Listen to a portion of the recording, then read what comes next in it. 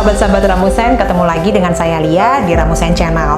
Sebelumnya saya mau mengucapkan selamat tahun baru 2022 kepada semua sahabat-sahabat Ramusen.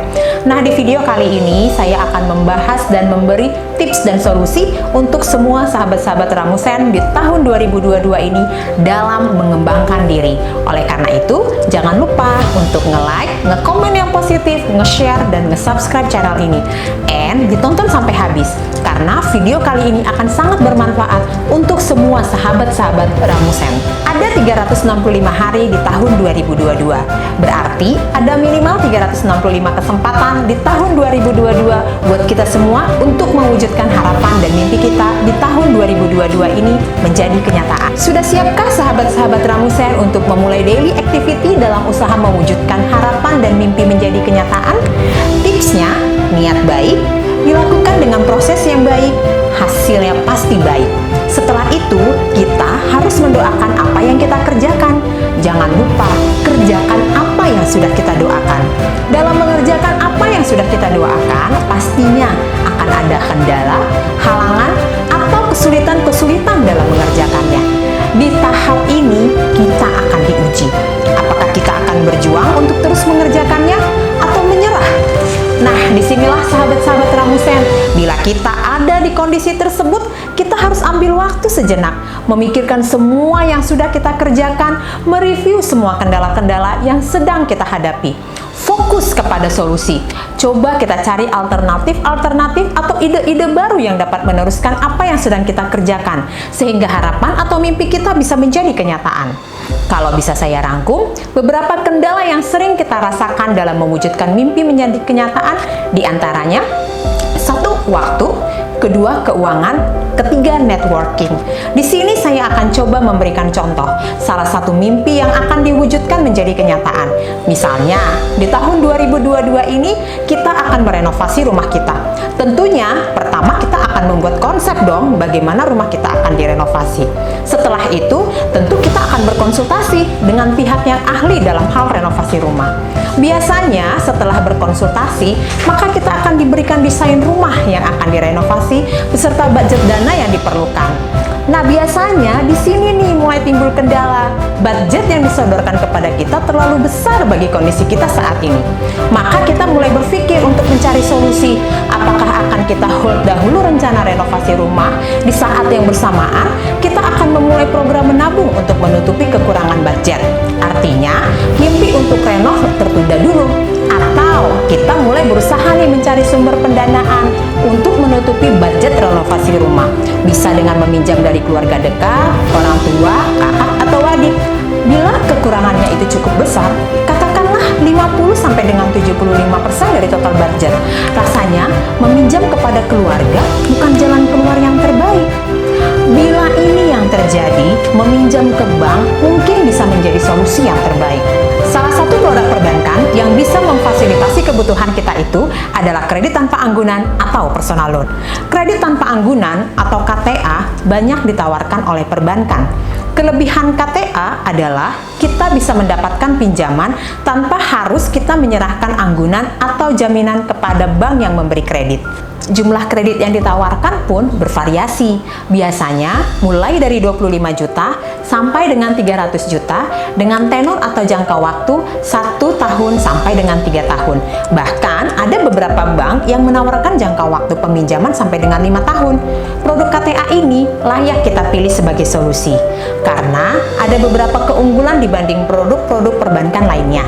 Di antaranya, dokumen yang diperlukan sangat simpel. Semuanya hanya fotokopi, seperti KTP, NPWP, kartu kredit, cover tabungan tempat dana akan ditransfer.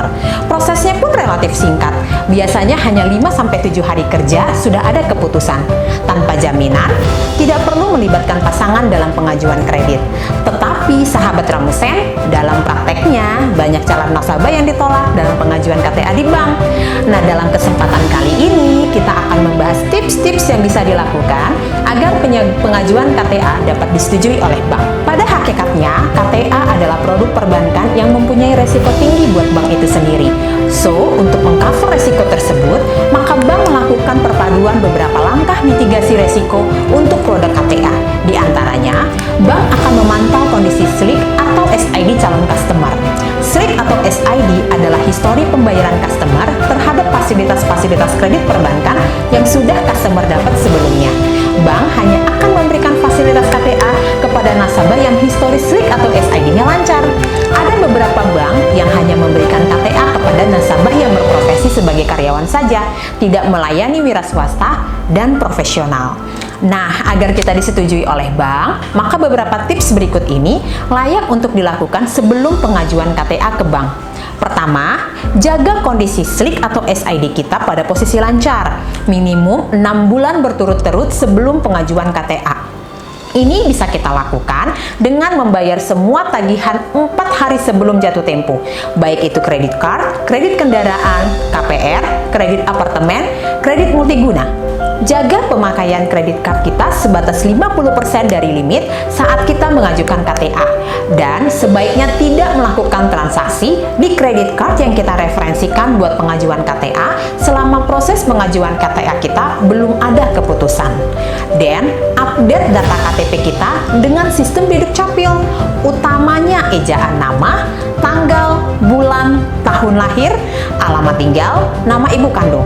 Poinnya, data semua harus sama antara data di KTP, kartu keluarga dengan yang di sistem Dukcapil. Lakukan update atau pembaharuan data dengan bank yang telah memberikan fasilitas kredit kepada kita. Hal ini akan memberikan informasi yang terkini mengenai alamat rumah, alamat kantor, serta alamat surat menyurat antara kita dengan bank pemberi fasilitas. Bila itu kita lakukan, maka sewaktu kita mengajukan KTA, maka data yang kita isi di aplikasi akan sesuai dengan data yang ada di SID atau SLIC. Pastiin kita dikenal oleh tetangga rumah kita, serta security komplek rumah kita tinggal. Ini untuk memastikan tidak ada gagal survei bila pihak bank memutuskan untuk melakukan survei alamat rumah. Komunikasikan dengan HRD perusahaan tempat kita kerja apabila pihak analis bank melakukan verifikasi kepegawaian kita. Maka pihak HRD akan menjawab apa adanya. Jangan melakukan settingan jawaban.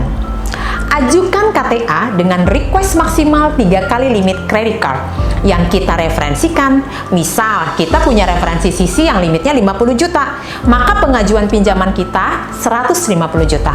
Ambil tenor yang terpanjang, misal 3 tahun. Komunikasikan dengan saudara tidak serumah yang kita referensikan bila dalam keadaan darurat. Hal ini berguna untuk kesamaan informasi mengenai data nasabah. Referensikan yang benar-benar saudara yang ada hubungan darah. Jangan teman, rekan sekerja, atau orang lain yang dikondisikan menjadi saudara. Poinnya, kita memberikan data tentang diri kita sesuai dengan kondisi saat ini. Apakah itu alamat tinggal, posisi atau jabatan kita di kantor, alamat kantor, serta nomor telepon kantor dan limit kredit card kita saat ini. Demikian tips-tips agar pengajuan KTA dapat disetujui oleh pihak bank. Solusi ini adalah salah satu dari beberapa macam cara dalam usaha kita untuk tetap mewujudkan mimpi merenovasi rumah menjadi kenyataan. Nah, buat sahabat-sahabat Ramusen di sana yang setelah mendengar sharing ini terus kepikiran untuk mengajukan KTA, kita dari tim Ramusen siap membantu. Bisa deh langsung menghubungi tim kita via WhatsApp. Nomor WhatsApp-nya ada di kolom deskripsi. So, sahabat-sahabat Ramusen, jangan lupa untuk nge-like, nge-komen yang positif, nge-share, dan nge-subscribe channel ini. Demikian sharing kita kali ini, semoga bisa menjadi inspirasi dan solusi buat sahabat-sahabat Ramusen dalam mewujudkan harapan dan mimpi menjadi kenyataan di tahun 2022 ini. Seperti biasa, saya tetap mengajak sahabat-sahabat Ramusen semua untuk terus bermimpi, terus berusaha, selalu bersyukur, selalu berdoa,